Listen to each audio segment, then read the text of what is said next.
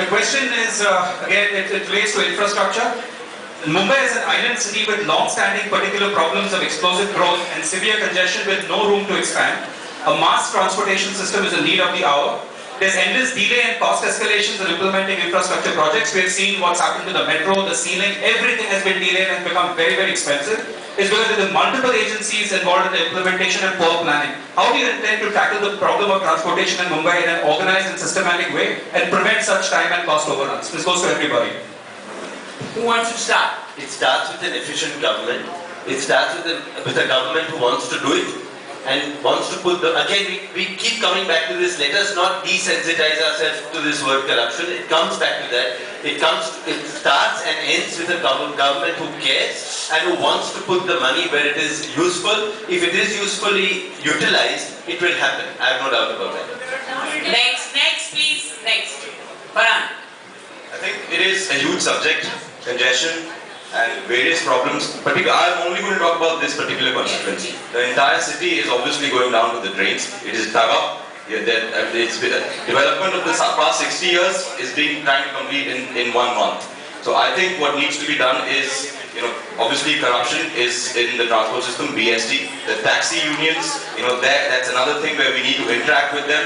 We need to provide for proper taxi stands. We need a proper policing of these stands so that none of taxi guys can refuse bhadas. They cannot, auto rickshaws, we are in fact engaging with this union and inviting them tonight. We are meeting with at least 3,000 rickshaws and taxis and asking them to give us their mandate, give us their requirements, and we will hopefully in the future get them all together with the citizens and try to create a separate lane for public transport vehicles, just like the UK does. They have a red lane where the BST buses and other, then we should also introduce lanes where sharing, if you are more than 2 people in a car, you can use that lane. 1 minute, Poonam. Yes, infrastructure is different from this. The city is growing vertically. We can't have blue and green and red lanes. Let's be honest about this. The city is growing vertically.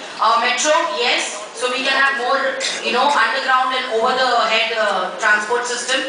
Most importantly, there is a charter of demand which spoke about JN and URM. The cutoff date, the cutoff date of JN and URM was 31st March 2014. Only one project has been completed, which is in Mumra. No project has been completed, and they're talking about Mumbai. I'm talking again about the Santa Cruz Chembers Link Road, which is connected to our constituency, which goes from east to west. Even that bridge, where it was supposed to be finished by 2010, the World Bank slapped penalty on the government. Still government did not complete the project. The completion of projects, involvement, investment has to be done, and I already said in my 3-minute speech that investment by federal government is very much required for Mumbai goals for transportations, infrastructure which comes in transportation, and I agree to that. Thank you. Next, yes.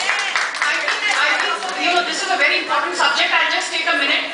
No infrastructure problem can be solved, unless we have public-private partnership. Now, why public-private partnership model has failed in India is because for infrastructure you need 3 to 4 major things. You need land, you need environmental clearance, you need power, and you need coal. Unless these 4 are available, no infrastructure project will take off. And the classic example is POSCO, which was supposed to invest $12 billion in Orissa. And after waiting for 5 years, finally the central government said, we will not give you an environmental clearance. So make environment, land, coal, power, either all of these should be under the state or all of these should be under the state. Putting some under the state, some under the purview of the center, and some in the concurrent list only leads to bureaucracy, it leads to red tape. What is happening now, why so many Mumbai projects have not taken off, is because you have the BMC, you have the MMRDA, you have the PWD, you have the State Department, you have the MODA. So there is a plethora of agencies that are at work. Unless the number of agencies are reduced, red tape will not go. And unless red tape is cut, infrastructure projects which are very time sensitive will not take off on time. So I think to make projects profitable, you have to ensure that there is central rule. You cannot have the state governments interfering. And I think also one more classic example of this is the fact that today, more than 300 million people in India do not have access to power out of a nation of 1.2 billion people. And do you know why? It has nothing to do with coal. Because most of our power plants run on coal. Thermal power has, it accounts for 65% of the electricity produced in India. Why is it that, so much of India is still in darkness? because of the Coal Nationalization Act, which needs to be repealed. Because Coal India is a monopoly, it is inefficient, it is making losses,